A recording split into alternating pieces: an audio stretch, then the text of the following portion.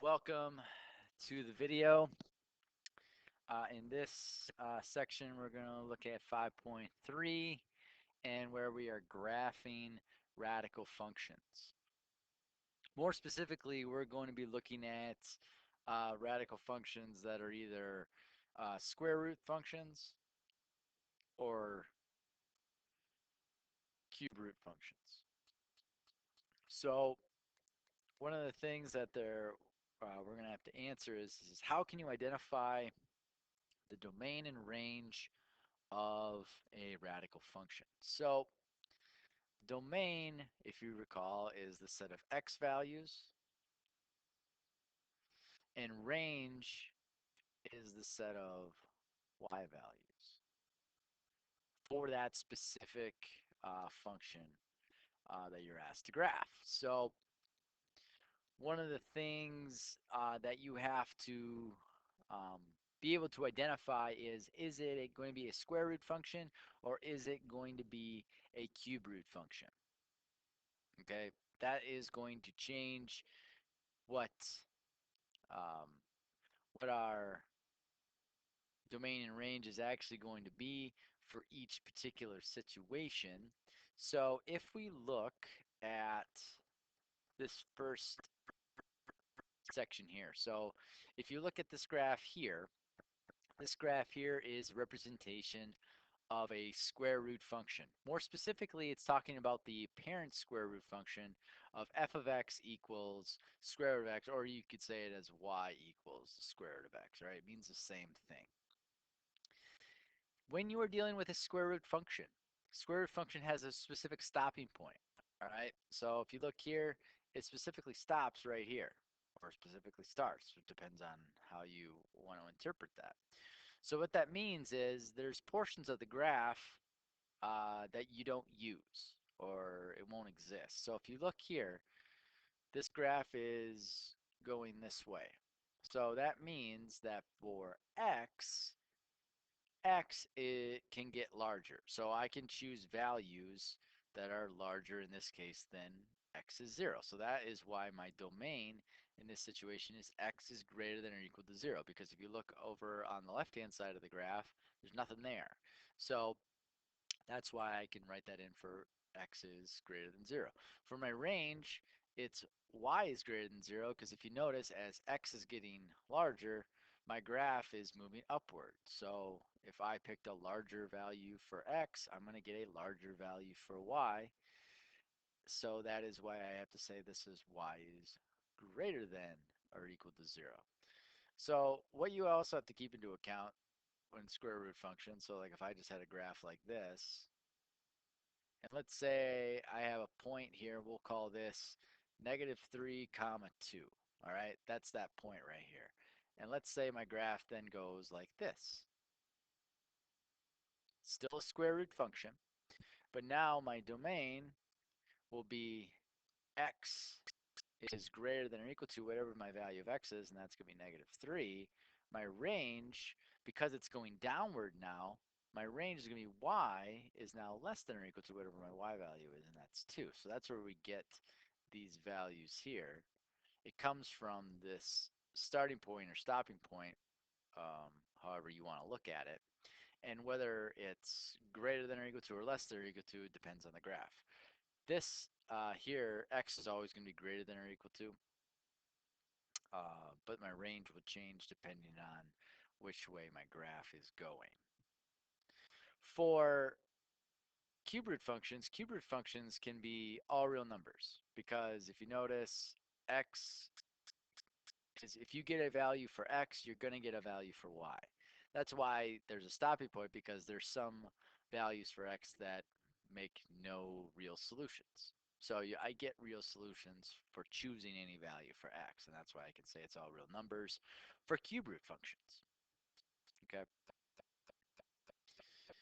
So here they want us to graph this. They want us to identify the domain and range. So looking at this through graph,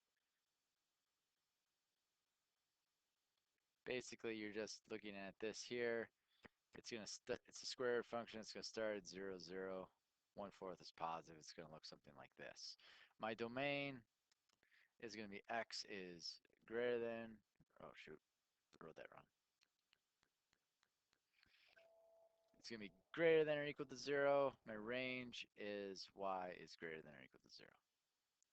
Looking at this particular one here,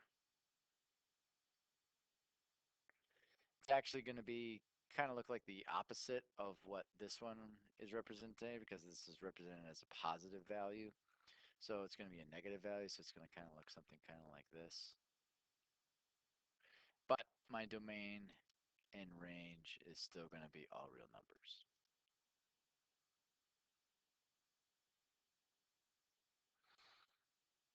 As we look at different um, kinds of graphs, this is, how you kind of figure out the different either translations or shrinks or stretches for horizontal or vertical. And again, this can be found on page 253 in your text.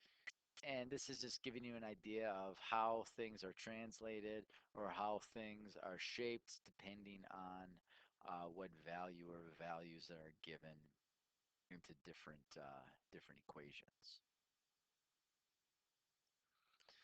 So here they are asking you to describe the transformation between f and g, and then I ask you to graph. Actually, let's just look at the transformations more specifically. Graphing it kind of is what it is. So looking at the transformations here, it appears since I have a x minus 3 inside the square root, that means that my graph from f of x to g of x is going to be moved 3 units to the right. And then this plus 4 on the outside means it's going to be moved 4 units upward. So it's going to translate. So it's a translation, 3 units to the right and 4 units up. And everything else is the same. So it's going to look the same, it's just positioned in a different spot. Looking at B, we notice that the difference between f of x and g of x is our value of a is a -8. So what that is it is a horizontal shrink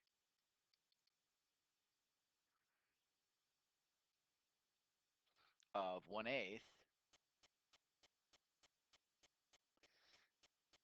and it'll also be reflected on the y-axis of the graph of f of x. So it will look a little bit different in comparison. So like if I were to graph, say, this one example A, so f of x kind of looks something like this, and then g of x would be like 1, 2, 3, 1, 2, 3, 4, and it would look something like this. If I looked at B, first off, my graph for f of x would look something kind of like this, and then g of x would kind of look something kind of like this. Okay, and you could check that with your graphing calculator as well. So here it's asking to graph g of x equals square root of x plus 1, identify the domain and range. So because it's plus 1, my graph is going to be a starting point at what looks like it's going to be moved to the left. So it's going to be -1, 0. And since it's all positive, it's going to kind of move upward like so. Domain will be x is greater than or equal to -1, and my range is going to be y is greater than or equal to, because it's positive, and that is 0. And it's all predicated on that starting point or ending point, however you wanted to look at that. Here, they're asking you to describe the transformation of f of x equals cube root of x represented by g of x equals the negative cube root of negative 2. So what we can say about this one is, what we could say is, well, if we were to graph this, for one, since the negative is on the outside, we can say that it reflects over the x-axis, and also it translates 2 units down, so my intersection will kind of be there, and because it's negative, it's going to kind of come up this way and then down that way. Just remember, kind of almost like looking at it as like the end behavior. It's starts up high, ends down low, and just let me double check.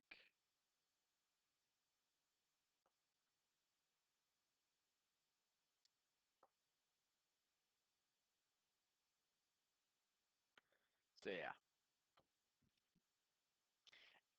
and it doesn't ask for domain or range. All right, here it says use a graphing calculator to graph x squared plus y squared equals 16 and identify the radius and intercepts. So if you were to use a graphing calculator for these, you are going to be asked to solve for y. All right, because all graphing calculators, when you graph them, it's going to be y equals something. So in order for this to be true, we're going to go and solve for y. So now I got y squared is equal to negative x squared plus 16. And then take the square root of this. So y is going to be equal to positive plus or minus the square root of negative x squared plus 16. So that's how you drag. So essentially, you're going to write this as two separate equations: positive square root of negative, positive square root of negative x squared plus 16, and negative square root of negative x squared plus 16. So what you're going to get is a graph that looks something like this. So if you had the positive one's going to look something like this, and then the negative one is going to look something like that. All right. Excuse me for my artwork. It should be symmetrical, but. And then it's asking you to identify the intercepts. So the intercepts are going to be here, here, here, and here. So my y-intercepts, because my center of this circle is at 0, 0, it's actually going to be 0 comma plus or minus whatever the square root of 16 is, and that's 4. And then my x-intercepts are going to be plus or minus 4 comma 0. And let's see here. Yep, and that is being able to graph mathematical functions. I hope this helps. Till next time.